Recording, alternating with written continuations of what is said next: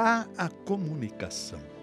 Imagine, meu caro telespectador, escrever por mais de 50 anos para profissionais de marketing e mídia sem perder o entusiasmo. Como é cobrir uma indústria que movimenta milhões de dólares e apresenta mudanças cada vez mais rápidas em busca da satisfação do consumidor? Mas qual será o perfil deste profissional de marketing e mídia? Será aquele que buscava inspiração nos livros, discos, peças teatrais e cinema? Ou este jovem globalizado que em um simples clique tem o mundo inteiro nas suas mãos? Sêneca, já no Império Romano, afirmava que de proa nenhum vento é favorável para quem não sabe para onde ir. E parece que tinha razão. Nunca como agora tivemos tantas pessoas escolarizadas com voz e opinando sobre tudo. E, ao que parece, continuará assim nas próximas décadas. O futuro já chegou, com velhos e novos desafios, e entre mundos distintos, um já finalizado, antiquado, e outro que luta por vir à luz do dia. Como grande empresário, jornalista e entusiasta de tudo aquilo que é novo, o convidado de hoje sabe e acompanha tudo isso. Ele é parte integrante dessas mudanças, por isso neste Vamos Falar do Brasil, eu quero saber se ele concorda ou não com o lema de Peter Drucker, de que, em algumas vezes, o mais importante na comunicação é ouvir tudo aquilo que não foi dito.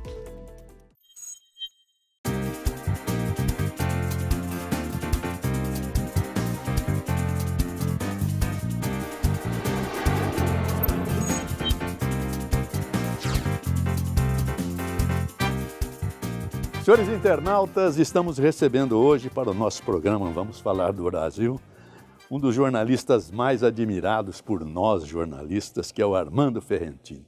Muito obrigado, Eu estou honrado, viu, de tê-lo aqui conosco. A honra é toda minha. Muito obrigado. Você é uma história do nosso jornalismo. Nós somos história, né, José? Nós somos história. Eu falei. Mas é claro que isso precisa ser contado, né, para que as pessoas saibam, né? Nem todos sabem. Então, eu disse, a honra é toda minha, porque eu era muito moço, né, e que eu via já irradiando jogos na Jovem Pan, né? E a sua voz é inconfundível. Não, é uma coisa que eu tenho hoje na lembrança auditiva, uma coisa nunca mais esqueci. Você vê se é uma das coisas que eu me arrependo é de ter parado de irradiar futebol, mas era necessário para fazer o ancorar o Jornal da Manhã. Você não sente saudade disso? Eu sinto. Nossa, muito. Eu vou contar uma coisa para você. Eu nem ouço os colegas porque eu tenho ciúme. Eu imagino. Armando, vamos começar bem com o nosso programa, que tem por destino realçar o trabalho do brasileiro, o trabalho inteligente, dos nossos artistas, dos nossos agrônomos, dos nossos cientistas, dos nossos industriais. Eu li um comentário seu na internet em que você transmite um grande otimismo para o ano de 2020. O que você diz com a experiência que você tem?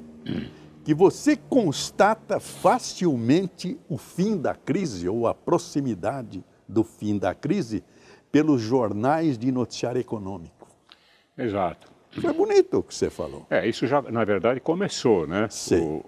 Para a melhoria do mercado em geral, o ano já começou. O ano de 2020, na verdade, começou há uns 3 meses atrás, né? Só que é o tal negócio, né, José? A gente aprende com a vida. As coisas ruins, elas aparecem muito rapidamente, né? E às vezes demoram muito também.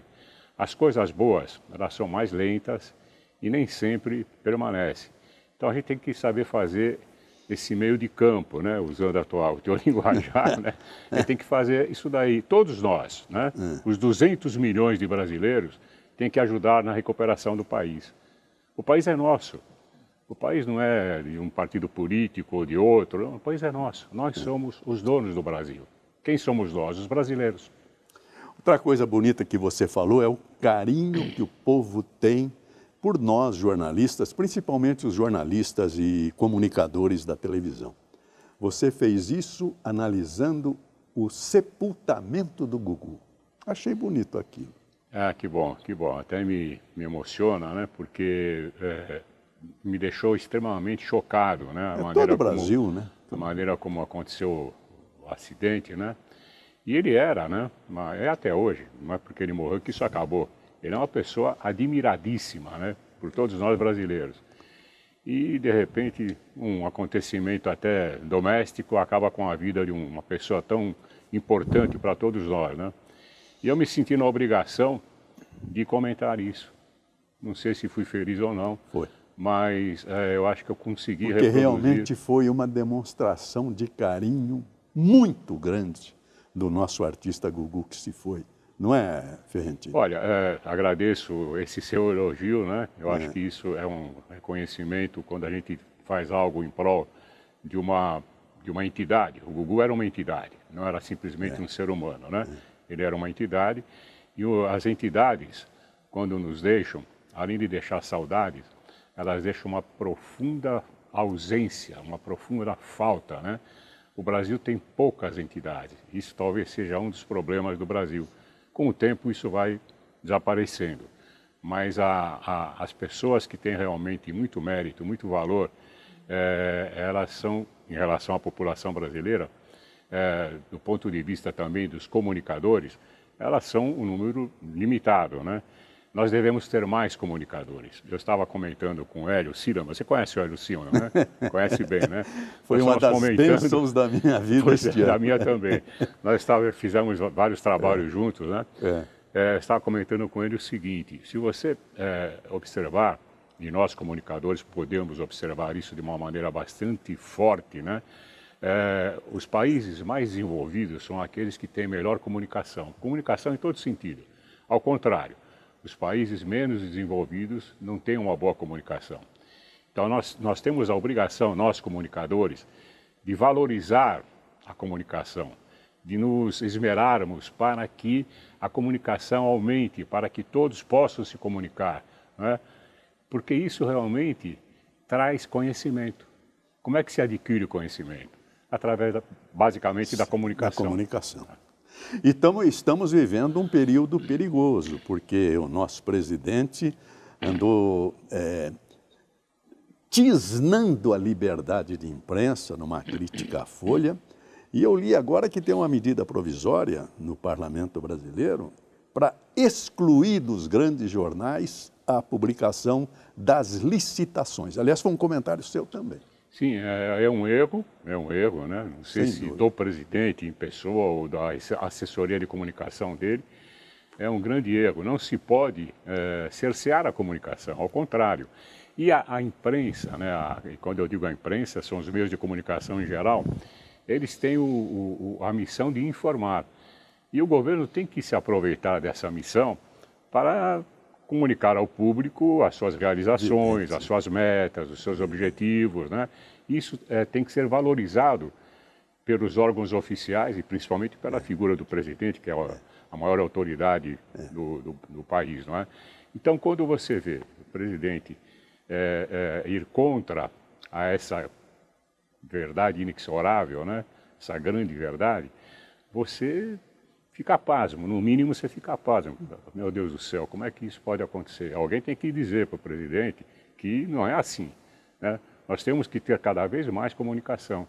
Então, eu fiz um editorial, a nossa publicação é uma publicação voltada mais para as coisas do marketing e as suas várias disciplinas, né? A principal delas, a propaganda. Sim. Mas a gente, às vezes, se atreve um pouco e comenta também os fatos do dia a dia. Então eu fiz uma observação, e isso virou editorial, a respeito, principalmente, isso já foi revogado recentemente, a respeito principalmente da não necessidade da publicação da chamada publicidade legal nos órgãos de imprensa. Por quê? Porque se você tem que dar publicidade aos fatos, isso tem que ser através da mídia. Isso não pode ser através do boca a boca, não pode ser através de uma pasta que fica guardada numa prateleira. Nós temos que incentivar isso daí. Sendo que um dos princípios do ato administrativo é a publicidade. Sem dúvida, né? Sem dúvida. A publicidade brasileira, agora falo de uma maneira geral, já entrando num terreno nosso, que eu sei que você gosta muito de publicidade, todos nós gostamos muito, né? A propaganda brasileira, também publicidade, né? Ela é uma das mais criativas do mundo. Né? Eu tenho eu vou sorte... te cortar, porque eu já deveria tê-lo apresentado a quem, por acaso, não conhece esta figura extraordinária. Nós estamos diante de um dos maiores jornalistas do campo da publicidade do nosso país. A entidade que ele criou, que é um jornal, a Propaganda e Marketing, que hoje se chama Propag, né? Propmark. Propmark. É a abreviatura de propaganda e marketing. Já tem 55 anos, é isso? Completaremos 55 em maio agora. Em maio. Você é um herói, porque dentro da mídia escrita, que toda hora a gente ouve que vai desaparecer, que os jornais vão desaparecer, você continua ali. Continuamos a batalha porque, primeiro, gostamos, segundo, achamos que isso tem uma importância grande para o mercado, né? A comunicação através da palavra escrita, né? E também, já do ponto de vista da propaganda, como eu disse, que é, para mim, a disciplina mais importante do marketing, né? Comentar o que está se fazendo na propaganda brasileira, que sempre é extremamente admirada lá fora. Então, eu ia dizer, na hora que você cortou, eu ia dizer por isso que eu cortei para destacar. Eu vou ao festival, e é você que está falando. Eu vou ao Festival de Cannes há muitos e muitos anos, desde 1971, né? Quando ainda era Cannes e Veneza, um ano em Cannes e um ano em Veneza. Sim. Logo depois isso acabou porque a Itália vivia um período político que provocava muitas greves, isso atrapalhava tremendamente o pessoal de fora do país que ia para o festival.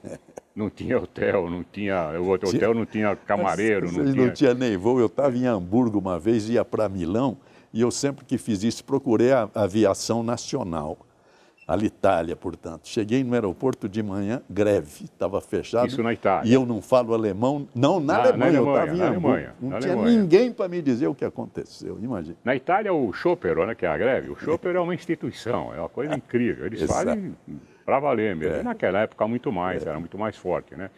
Então o festival, estava dizendo, passou a ficar somente em Cannes, e por isso é chamado de Festival de Cannes, né? Mas esse festival, que é mundialmente conhecido, a participação das agências de propaganda de quase todos os países importantes do ponto de vista econômico, né? Onde a propaganda é mais utilizada, é mais forte, né? Esse festival, todo ano, reconhece o Brasil, já desde há muito tempo, como uma das 5 potências na criatividade publicitária. Isso para nós é um motivo de grande orgulho. Sem dúvida. Por quê? Porque significa que o Brasil sabe se comunicar, sabe se comunicar principalmente com o mercado para atrair a atenção do consumidor e levá-lo aos setores de compra dos anunciantes, né? Compra e venda. Então, esse orgulho eu tenho comigo de ser um dos primeiros brasileiros que cobriram o festival, jornalistas brasileiros que cobriram o Festival de Cannes. E aí entra, se você me permite, eu já me permito entrar nessa importância da comunicação. Graças a isso, o Brasil se transformou num país muito conhecido nos países de polos publicitários bastante desenvolvidos. E também não foi à toa, e graças a isso, que hoje muitas agências de propaganda, genuinamente nacionais, foram adquiridas ou totalmente ou parcialmente pelas grandes multinacionais do setor, que trouxeram a sua experiência também, trouxeram as suas ideias de organização, mas adquiriram, e eu tenho certeza que elas têm consciência disso, a importância da criatividade brasileira. Porque o brasileiro é, para sorte nossa, um ser extremamente criativo. Dentro do tema, aproveitando, eu gostaria de ouvi-lo, assim, só para ilustrar nosso programa, quais as propagandas bonitas que você destacaria no passado todo da nossa história publicitária? Eu prefiro não responder, porque eu sou um jornalista que dou as minhas opiniões, né? Mas que também dependo do apoio das agências, dos anunciantes. Certo. E então, além do mais, se eu for falar uma, eu tenho que falar mais de 100, né? Acabei de falar que o Brasil é um dos mais criativos do mundo, né? Então, são aquelas que ficam realmente na mente do consumidor, né? Aquelas que fazem com que o consumidor, ele se convença de que o que está sendo dito a ele pela propaganda é realmente muito bom, ele precisa daquilo e ele vai ao ponto de venda. Ele vai lá e adquire o produto, adquire o serviço, enfim. A propaganda a propaganda brasileira principalmente, realiza essa transformação, ela emula o consumidor a ser realmente um consumidor, a desempenhar muito bem o papel de escolha e de aquisição do produto ou serviço. Você se limita também para anunciar os grandes publicitários, os grandes criadores da publicidade? Não. Os que conviveram com você? Eu prefiro até falar daqueles de uma época recentemente passada, né? Sim. Não que os de agora, eles evoluíram, têm muito mais capacidade, e o mundo digital, principalmente, proporcionou uma transformação muito grande na capacidade criativa do profissional que lida com isso, né? Mas a nossa propaganda, ela começou lá atrás com alguns empresários famosos, mas principalmente com criativos do tipo de um Neil Ferreira, de um Roberto do Ailib, de um José Fontoura da Costa, de um Washington Oliveto um pouco depois. Enfim, uma gama enorme de pessoas de muito talento, né, que convenciam o consumidor através de mensagens realmente muito oportunas e que eram brilhantes do ponto de vista criativo na propaganda. Eu falei pouco, eu poderia falar bem mais. Você realmente está numa posição difícil para identificar A, B, C ou D, né? Mas eu me lembro que no começo da minha carreira, lá na minha radinho de Presidente Prudente, quando você acompanhava o rádio pela revista do rádio, apareceu lá no final a história da primeira propaganda, que era a Casa Primavera no Rio. Você criou o seguinte slogan: comprem na primavera e verão. Achei espetacular. Você quer trocadilho mais lindo do que esse? É uma coisa incrível, né? Primavera, verão, né? É incrível. Comprem na primavera e verão.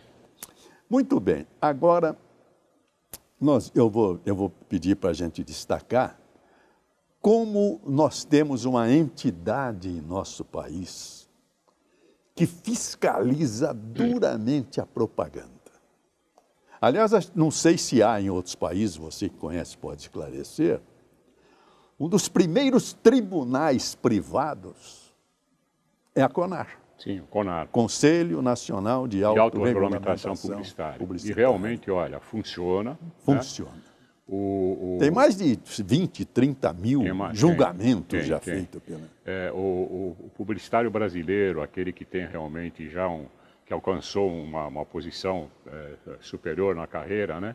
Ele tem por um dos princípios profissionais respeitar os ditames do CONAR, né?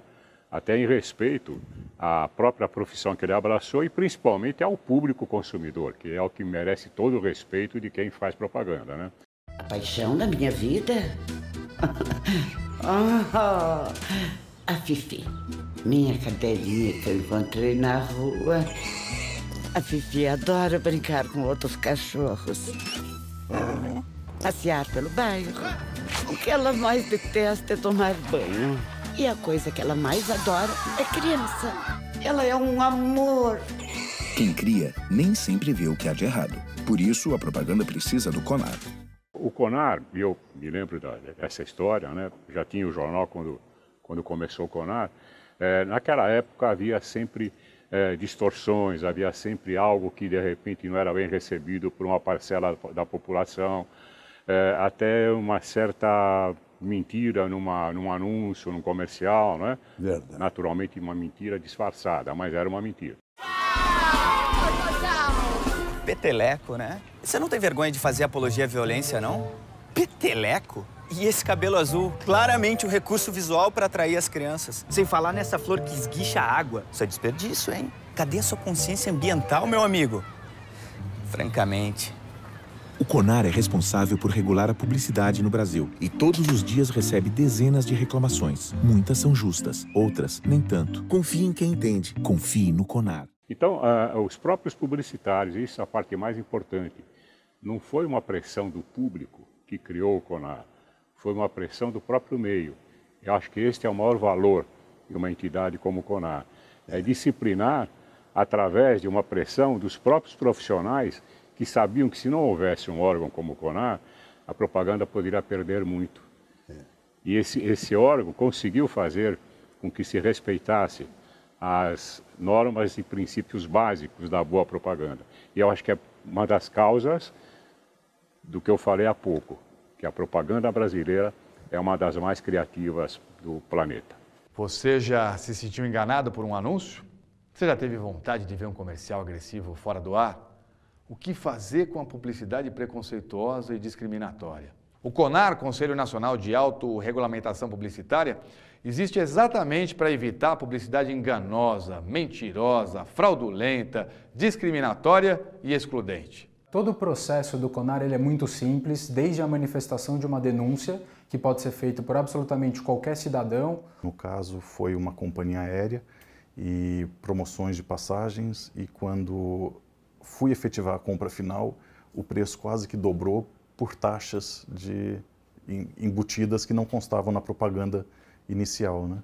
O CONAR se esforça para dar respostas rápidas. A ideia é que em 90 dias o caso seja resolvido e tenha percorrido as instâncias de recursos. Muito bem, já para instruir, para esclarecer os nossos ouvintes, eu até separei aqui alguns conceitos da publicidade que estão no CONAR, para que a gente possa divulgar também essa entidade. Claro. A propaganda tem que ter responsabilidade. Toda atividade publicitária deve caracterizar-se pelo respeito à dignidade humana. Isso é fundamental. Nenhum anúncio deve ter qualquer ofensa ou discriminação. E aí entra no campo da decência, no campo da honestidade, no campo da responsabilidade, eu já citei aqui, até no campo da superstição. Sim. E principalmente a verdade. É isso que a gente não sabe, que o anúncio brasileiro tem que ser um anúncio verdadeiro, não é isso? Verdadeiro, sem dúvida. É fundamental. Eu acho até que é a base, né? É. A base da ética na atividade publicitária é o respeito à verdade. É. Se você não respeita a verdade, você não respeita o teu público. É. E até quando o anúncio tem alguma informação científica, parece lá um médico, um dentista, tem que ser verdadeiro. Claro. Tem que ser verdadeiro. As comunicações mais complicadas, né? Que são as comunicações médicas, por exemplo, laboratórios, etc., certo, tem que obedecer também às regras da verdade, é evidente. E são os especialistas nisso que fazem com que realmente o texto ele seja revestido da chamada verdade verdadeira, né? É, isso aí. Que é o que nós temos que sempre defender. E mudou isso no mundo moderno. Você é formado em Direito pelo Mackenzie, Sim. Eu vi a sua biografia. Eu também sou. E eu me lembro que na obra do Nelson Hungria, quando ele estudava o dolo, ele falava no dolus bonus, quer dizer, o dolo bom. Você poderia dizer, casa tal vende o tecido tal, tecido que não desbota.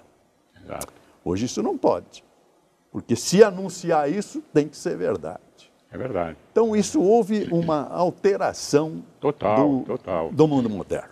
A partir do CONAR, a nossa propaganda ficou muito mais valiosa. Ela que sempre foi boa, né? Como eu disse no início, ela ficou muito mais importante, muito mais valiosa, porque passou esse sentimento de verdade para o público. Passou esse sentimento de, olha, você não está sendo enganado, para o público consumidor. E é por isso que, inclusive, uma coisa curiosa, o público brasileiro, melhor dizendo, é um dos públicos de todo esse planeta enorme, né? Ele é um dos públicos que mais gosta de propaganda. Você sabia disso? Não. É algo que... Eu acho lindo, eu acho bonito. O Festival de Cannes já fez pesquisas... Aliás, a criatividade é tanta que, às vezes, a beleza do intervalo é a publicidade. É interessante isso. Esse fenômeno não se dá em todo o planeta, né? Mas o brasileiro, ele adora a propaganda. Ele adora, é uma coisa incrível como ele tem uma identificação com a propaganda. Eu acredito até que é devido também a esse respeito que a propaganda devota ao consumidor. Isso faz com que a relação seja muito forte, seja uma relação de muita confiança. É verdade. O varejo tem crescido em razão dessa publicidade que você... Sem dúvida, sem dúvida. O varejo é um dos maiores anunciantes até hoje, né? É claro que o varejo nem sempre ele pode ter aquela criatividade de um anúncio de uma bijuteria ou de um perfume ou de algo mais sofisticado. Mas eu venho de uma época, né, já foi dito aqui, começamos há 55 anos atrás, onde a propaganda em varejo ela era eminentemente uma publicidade para vender, para limpar o estoque, né, das grandes lojas, como naquela época havia a Pirani, Eletroradiobras e tantos outros magazines, né, Sears, né, e tantos outros. O tempo foi modificando. Esses grandes varejos, eles foram sendo trocados por empresas menores, mais habilitadas a atender melhor o consumidor. Isso influenciou, inclusive, a publicidade. A publicidade de varejo ainda é uma publicidade de venda imediata. Não é apenas de formação de imagem. Ela tem que vender, não é? Mas a característica das campanhas e dos anúncios isolados, dos comerciais isolados de lojas de varejo, ela é hoje muito mais sensível, muito mais apropriada à evolução do próprio consumidor do que há 30, 40 anos atrás. Mas eu queria que você me permitisse uma observação. Pois não. Enquanto você estava falando, eu falei alguns nomes, e eu queria falar de um nome que para mim foi o mestre da criação publicitária no Brasil. Ele está afastado. Devo visitá-lo nos próximos dias. Alex Pericinoto. Nossa! Alex Pericinoto. Meu amigo esse. Ele foi, na minha visão, ele foi o pai da nova publicidade brasileira do ponto de vista criativo, né? E além de ele trazer de fora, ele viajava muito para os Estados Unidos, principalmente, e para a Inglaterra. A Inglaterra, naquela época, tinha uma publicidade mais criativa do que os Estados Unidos. Os Estados Unidos era a maior quantidade. Inglaterra era a qualidade, né? Era o país da publicidade criativa, por excelência. Né? E o Alex, ele fazia apresentações, depois que ele voltava de cada viagem, de trabalhos de agências que operavam nos Estados Unidos, na Inglaterra, na Alemanha, e muita gente, eu presenciei isso muitas vezes, muita gente novata em propaganda aprendia com ele o que era uma boa comunicação publicitária. Eu queria contar a vocês aquela história, então, do conferencista que fazia conferências de modo profissional e ele tinha um motorista que guiava para ele, ia de estado a estado fazendo conferência. Mas um dia, muito cansado, depois de fazer a palestra número 500 e pouco, ele pegou o carro e disse para o motorista: "Ai, não aguento mais palestra, estou cansado." Aí o motorista falou: "Se eu quiser, eu faço a próxima para o senhor." Como você, motorista? Falou: "Eu já sei o que o senhor vai falar, não é isso, já assisti 400 palestras suas, eu posso fazer a próxima." Aí ele combinou, então ele pôs a roupa de motorista e o motorista pôs a roupa de conferencista. O motorista sentou na terceira fila, aliás, o conferencista sentou na terceira fila e o motorista fez a palestra de maneira brilhante. A palestra foi tão bem feita que ele foi aplaudido de pé. E foi um sucesso, porque ele decorou tudo. Aí, depois da palestra, surgiram perguntas. Então, houve uma pergunta do gênero: "Conferencista, parabéns, eu queria perguntar ao senhor o seguinte: se eu aquecer o átomo 2 vezes antes de pôr no reator, será que com a água gasosa eu posso ter algum resultado sem rachaduras?" Ele ficou meio parado por hora. Essa pergunta é tão inocente que eu vou deixar meu motorista responder. O Alex eu considero como um dos pais da boa propaganda brasileira. Eu não podia deixar de falar no Alex. Muito bem, foi muito bom.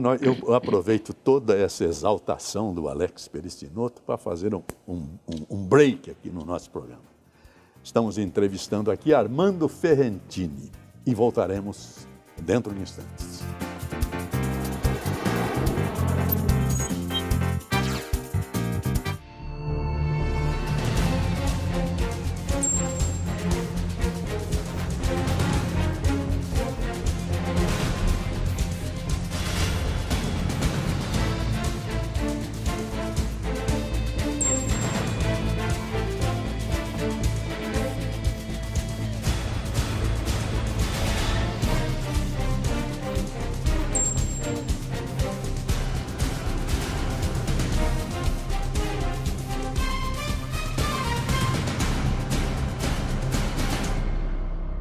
Senhores internautas, estou aqui saudando a todos os internautas e telespectadores para divulgar o nosso programa Vamos Falar do Brasil, que tem o projeto de mostrar o que é o nosso país. Primeira frase que eu usei vale até hoje: o que apodreceu no Brasil foi a República.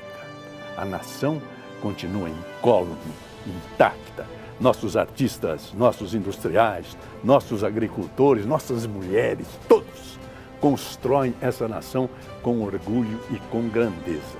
E com um detalhe curioso, todos os grandes nomes que aqui vieram para enriquecer o nosso programa citam uma frase impressionante: as empresas são as pessoas. Mais do que o produto, as empresas são as pessoas e se valorizam as pessoas. Por isso que eu vou mostrar para os senhores como para nós também o programa são as pessoas. Eu vou citar as pessoas que já vieram. Veja bem, começou com o governador João Dória. Deixou o Palácio do Governo e veio aqui para abrir o programa Vamos Falar do Brasil. José, você tem razão. Educação e saúde são duas prioridades tão óbvias que devem fazer parte das prioridades de qualquer governo, estadual, municipal e federal. E acho que ele sabe o que está falando. Na sequência, veio um dos maiores jornalistas do nosso país, que é o Flávio Rico. Tem uma história tão rica quanto o sobrenome sobre a televisão brasileira. E como surgiu a Jovem Guarda, hein? Você lembra do programa? O Nelson Colaferro Júnior veio nos trazer uma experiência e um conhecimento que será o futuro da energia no país, a energia solar, que ele chama de energia voltaica. Um país com tanta luz, né? Com tanta coisa boa, tantas notícias boas. O sol está chegando para... Você está falando de outro país. Não, notícias boas? Estou falando do nosso, claro. Foi um show. O Flávio Correia, o Faveco, que é da Ogilvy, foi um homem que presidiu uma das maiores empresas de publicidade do mundo. Esteve aqui conosco falando não apenas da publicidade, mas o que ele entende por democracia e por Estado democrático de direito. O Brasil continua sendo um país, na minha modesta opinião, subdesenvolvido, né? Nós temos problemas aqui que são insolúveis, como, por exemplo, a distribuição de renda, uma barbaridade. Veio também o Luiz Tejon, do agronegócio, um homem que teve uma infância dificílima. Eu cheguei a dizer que ele era um menino inviável, que hoje dá palestra em francês na França. Mas olha, parabéns, eu te admiro, você é um inspirador. O que eu melhorei na minha vida quando eu passei a prestar atenção em você. Viu? Também veio, aí foi a beleza da coisa, falar dos nossos bichinhos, dos nossos gatos, dos nossos cachorros, das nossas aves. Foi o Sérgio Zimmermann, que deu uma palestra bonita sobre esse amor que o ser humano tem pelos animais. Você tem um espaço pequeno, é uma judiação você colocar um cachorro grande. Também veio figura extraordinária, ele é ministro da Saúde, Dr. Luiz Henrique Mandetta. Europeu, eles todos são sistemas já de muitos anos, e o Brasil, na primeira infância, vamos dizer assim, no sistema de saúde.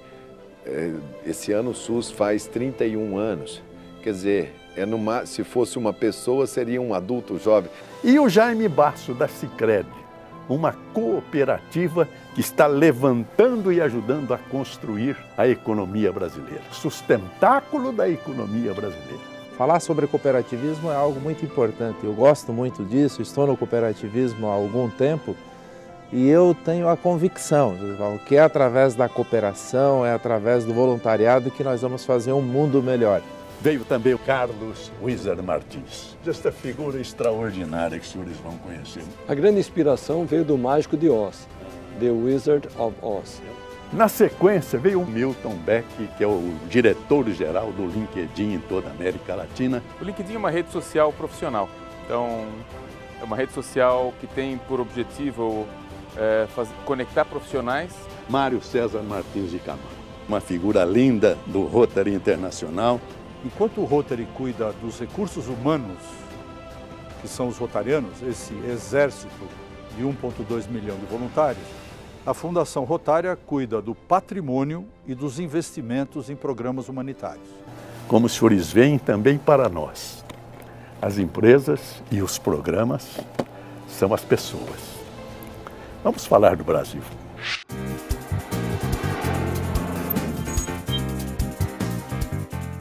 Senhores internautas, estamos entrevistando aqui, vamos dar sequência à entrevista com esse grande jornalista, que é admirado por todos nós, que é o Armando Ferrentini.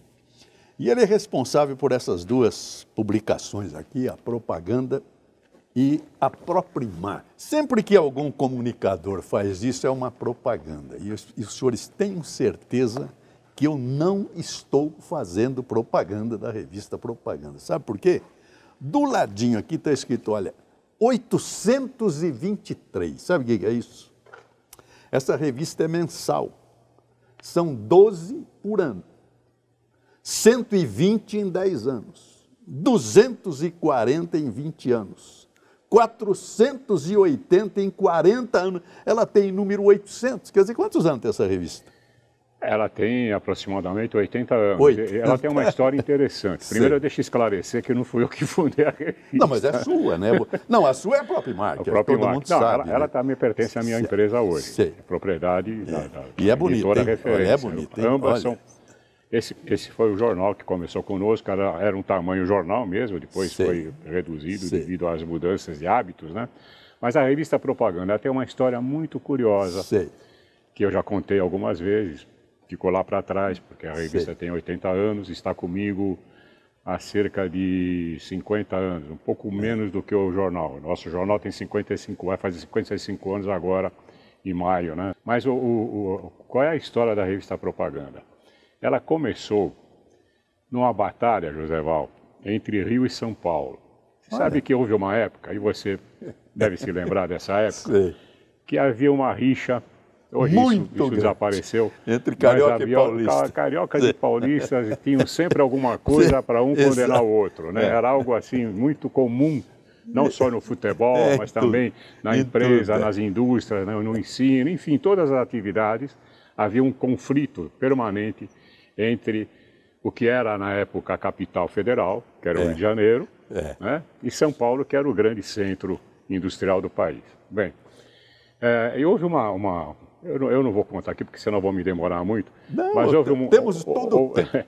Houve uma briga, uma batalha entre questões relativas à atividade publicitária. E nessa reunião que foi no Automóvel Clube, aqui em São Paulo, lá na Rua Formosa, havia um prédio lá onde funcionava a sede do Automóvel Clube, que era um lugar de muitos almoços e jantares famosos, né?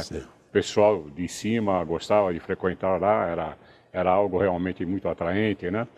E houve uma reunião lá de publicitários cariocas e paulistas para dimensionar melhor a atividade publicitária, para ditar regras melhores, um código de autorregulamentação, coisas que a propaganda que estava ainda incipiente, né, no Brasil, ela precisava disso para poder avançar, né? E então essa reunião, quem presenciou, eu não presenciei, quem presenciou disse que saiu um quebra-pau tremendo, apenas de palavras, né? As pessoas eram mais educadas, ou pelo menos eram educadas, apenas de palavras, mas uma briga muito grande, né, do ponto de vista de divergência de opiniões sobre a condução da publicidade brasileira. E aí então os cariocas resolveram fundar uma revista para expor melhor os seus pontos de vista. E foi fundada no Rio de Janeiro a revista Propaganda. Ah, é carioca? A origem dela, Joga fora isso a aqui. origem dela é do Rio de Janeiro. Mais tarde, como o mercado paulista cresceu muito, e o Rio deixou de ser a capital federal em 58, se não me engano, né? Quando houve a mudança, né? O governo Brasília Juscelino foi inaugurada em 60. Eu estava chegando o governo em São Juscelino. Paulo. Né? Isso, o governo Juscelino. Bem feita a correção. Certo. Então, o que aconteceu? Foi o ano que eu cheguei em São Paulo. Certo. Então, o que aconteceu? O mercado do Rio de Janeiro ele se esvaziou um pouco em relação ao que era a força da capital da República, né? Ele se esvaziou um pouco. E, então, a revista veio para São Paulo para poder viver de um mercado mais rico, né? Um mercado melhor, né? E as pessoas que cuidavam da revista aqui em São Paulo não tinham uma estrutura ainda para tocar a revista. E aí acabou me sendo oferecido. Eu já tinha o jornal. Meu jornal era um encarte no antigo Diário Popular. Ele começou no Diário Popular. Propaganda e Marketing. Ele era um encarte. Propaganda e Marketing. Começou com o nome de Asteriscos. Depois nós mudamos para Propaganda e Marketing. E aí o que aconteceu? Eu fiquei com a revista. Estou com ela até hoje. E nós conseguimos dar um dinamismo a ela. Ela é mensal, o jornal é semanal. Mas um dinamismo a ela de não ser apenas o tratamento jornalístico de coisas daquele momento, e sim algo mais cultural, a história de certas campanhas, algo mais profundo do ponto de vista intelectual da atividade publicitária, né? Que ela permanece até hoje com esse viés. O jornal já é diferente, o jornal é mais veloz, né? Então nós temos hoje essas duas publicações na editora referência, que é a minha empresa. Esse homem foi vice-presidente da Federação Paulista de Futebol, por isso quando ele falou dessa divergência Rio-São Paulo, eu me lembrei de nós, narradores esportivos, quando chegávamos do exterior, eram 13 emissoras, Rio Grande do Sul, Recife, inclusive a Dragão do Mar de Fortaleza, meia dúzia de São Paulo, meia dúzia do Rio. São Paulo era eu, era o Fiore da Bandeirantes, o Pedro, o Haroldo Fernandes da Tupi, né? No Rio era o Clóvis Filho, o Jorge Cury da Nacional, do Alcei Camargo da Tupi. O avião chegava no Rio, os bandidos dos nossos colegas cariocas diziam o seguinte: para a turma que vai para o interior, boa viagem. Que eles estavam descendo na capital da República, que nem era mais, já era Brasília. Mas vamos falar agora de um ato que é seu, exclusivamente seu, na verdade da sua revista, que exalta e enaltece a publicidade em nosso país. São as premiações que você dá. Vamos falar a respeito disso. Olha, uma premiação que deve ser a mais antiga no mercado publicitário, a mais antiga ainda existente, né? É o Prêmio Colunistas. O Prêmio Colunistas famosíssimo. Surgiu de uma ideia nossa para oferecer à publicidade brasileira uma premiação que ressaltasse, né, o bom trabalho que já naquela época, 40 e tantos anos atrás, a publicidade brasileira oferecia ao mercado. Nós estamos comemorando hoje aqui 51 anos de Prêmio Colunistas, né? Estaremos entregando a premiação nacional e a premiação de São Paulo. Então, o Colunistas mantém essa divisão de comemorações para enriquecer mais ainda e valorizar a propaganda brasileira, que é uma das melhores do mundo. Então, como já havia colunas de propaganda em vários jornais, inclusive no Globo tinha uma coluna de propaganda que começou com o Jomar Pereira da Silva, e nós então convidamos alguns jornalistas que mantinham colunas de propaganda nos jornais diários, né? Para fazer parte dos júris do Prêmio Colunistas. Começou em São Paulo, mas logo ele foi se expandindo para o Brasil inteiro. Até hoje esse prêmio existe.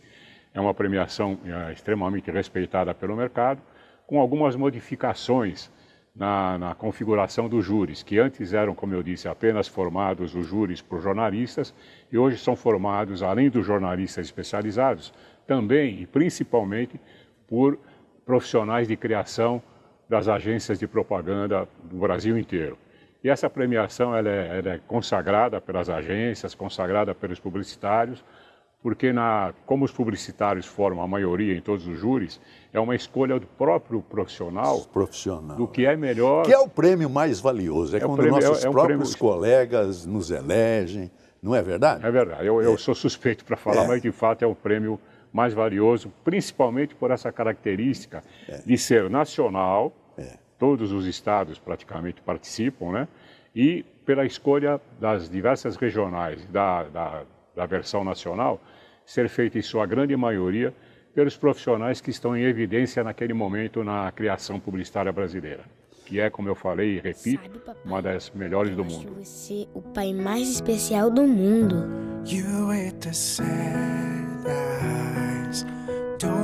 O mais forte.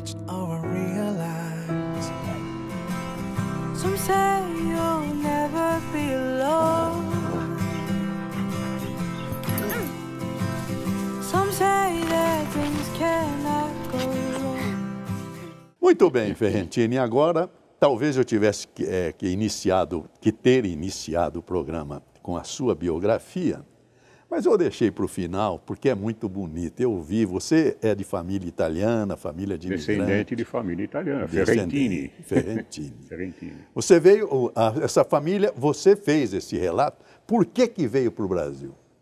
Bom, os meus avós, meus pais eram brasileiros. Os meus avós vieram naquela leva do fim do século 1800, né? Porque a Itália estava realmente a Europa inteira estava arrasada, né? Mas a Itália estava mais ainda, né? E houve uma imigração, né? Uma imigração deles para cá, né? Muito grande, principalmente do sul da Itália. Os meus avós eram da região de Nápoles, né? Eles vieram daquele jeito que vinham os imigrantes, né? Perderam uma criança no navio. Nossa! Perderam uma criancinha de pobre que vinha junto com eles. E enfrentaram aqui todas as dificuldades. Porque eles vinham para ser agricultores, né? Eles foram para o interior de São Paulo. Eles não me lembram agora a cidade, eles foram para o interior. Mas aí o meu avô, isso era uma história contada pelo meu pai, já falecido. Meu avô percebeu que ele estava sendo uma espécie de escravo, porque tinha muito disso com a imigração, né? Eles prometiam que iam pagar, mas o camarada comprava no armazém da fazenda onde ele trabalhava. Era o tempo do colonato. E ele ficava devendo sempre mais do que o salário que ele ganhava. Quilo de arroz valia uma nota. Exatamente. Então ele se reuniu com uma turminha lá, e uma turminha patrícios, né? E ele resolveu, numa noite de chuva, fugir, vir para São Paulo. Fugir? Eles fugiram porque eles eram presos da fazenda. Era obrigado a ficar preso. E os capatazes, era naturalmente uma prisão disfarçada. Tinha os capatazes armados com carabinas que não deixavam eles saírem.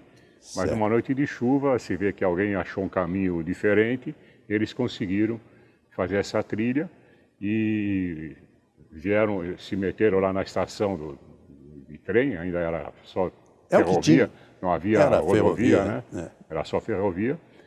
E no primeiro trem da manhã eles conseguiram entrar, tinham lá um dinheirinho reservado, conseguiram entrar e vieram para São Paulo, vieram para a imigração na Rua Visconde de Parnaíba.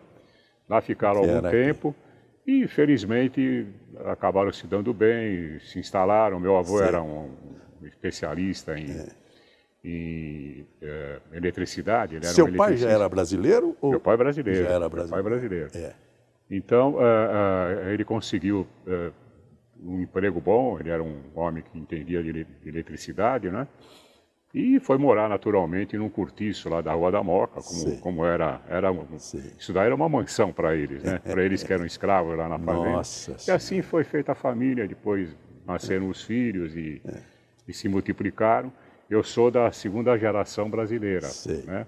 Segunda geração brasileira, e tenho muito orgulho disso. E tive a honra e a emoção de, há muitos anos atrás, visitar o lugar onde os meus avós paternos viveram, né? Onde eles se conheceram. Lá na Itália? Na Itália, lá em Nápoles, né? Nápoles. Já o lado da minha mãe, também italianos, os pais da minha mãe eram também italianos, mas já de uma posição social um pouquinho mais elevada. O meu avô, ele veio também nessa leva de imigrantes, né? Mas ele veio de uma maneira diferente. Ele já veio com emprego, uma coisa raríssima na ocasião. Olha só. Por quê? Porque ele era conhecido de algum diretor das indústrias Matarazzo. E ele veio para ser vendedor da Matarazzo e conseguiu. Ele chegou, se instalou em Cruzeiro, porque a divisão de vendas ela se espalhava por várias cidades do interior, né? Do Brasil inteiro. Ele conseguiu se instalar em Cruzeiro, que já era uma cidade grande na época, porque ela era o meio termo entre São Paulo e Rio, né? O trem parava em Cruzeiro. O trem parava em Cruzeiro. O trem fazia parada em Cruzeiro. E ele se deu bem na vida. Ele se deu bem na vida, o meu avô materno, diferente do meu avô paterno. Mas aí vieram os filhos, os netos, enfim, a origem da família é essa daí. Eu levantei esse tema não só pela sua biografia, mas para terminar filosoficamente aqui a nossa entrevista. Porque nós estamos vivendo um mundo, Ferrentini, em que o estrangeiro tem sido repelido, o imigrante tem sido repelido, e nós brasileiros estamos à vontade para falar nisso, porque os venezuelanos estão chegando e nós os estamos recebendo. Aliás, eu sempre tenho dito em comentários que nós todos somos estrangeiros. Exatamente. Netos e bisnetos. Concordo. Porque só os índios, os nuaruaques, os tapuias, os tupis, os guaranis é que são daqui. E vai saber de onde eles vieram, né? Não é verdade? De repente não eram daqui. Exatamente. Nós todos somos estrangeiros. Mas você observa que na Alemanha, na Inglaterra agora, a Inglaterra vai ficar fora da Europa por causa dos estrangeiros que invadiram a coroa britânica. Estados Unidos, fazendo um muro diante do México. Como é que se observa tudo isso, Ferrentini? É uma situação extremamente delicada, né? Eu não sou um especialista nisso, né? Mas eu acho que todos têm o direito de viver melhor a sua própria vida. E os países mais desenvolvidos têm que criar maneiras, né, têm que criar situações para absorver os que estão vivendo muito mal nas suas terras de origem, com ditadores, com quase uma semi-escravidão, salários baixíssimos, né? O homem nasceu, o ser humano nasceu para ser feliz. Ninguém nasceu para ser infeliz. E a procura de um lugar melhor, eu acho que é um direito.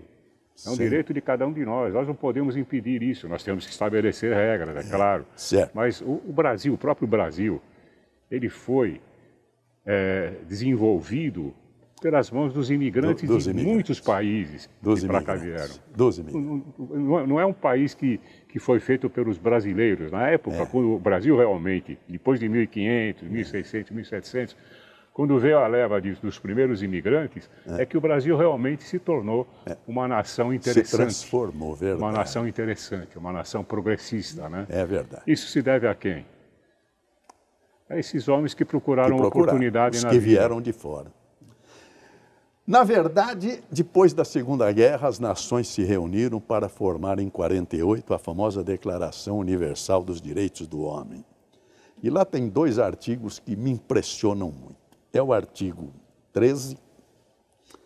Todo homem tem direito à liberdade de locomoção e residência dentro das fronteiras de cada estado.